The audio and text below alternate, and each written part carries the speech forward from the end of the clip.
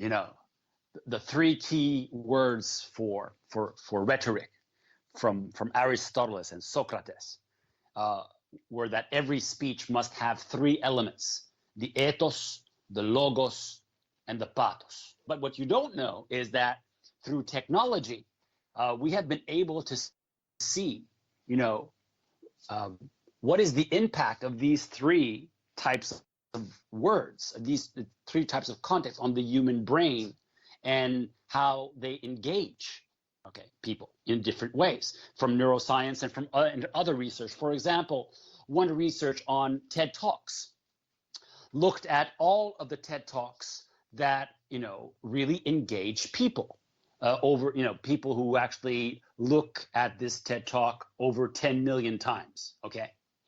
And they took the words from this 15-minute speech. You know, it's pretty short, so they could do it.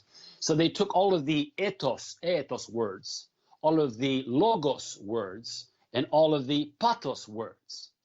And, you know, surprisingly enough, you know, it was not 1/3, 1/3, 1/3. In these very impactful speeches, the amount of ethos, so who I am, this is who I am, you know, this is what I do, you know, my identity, was only 10% of the speech.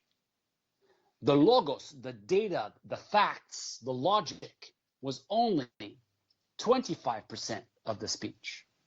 65% of the speech were words of pathos, words of emotion, words of social engagement with your audience, words that stimulate, you know, oxytocin, serotonin, you know, these wonderful drugs that make your audience fall in love with you, right?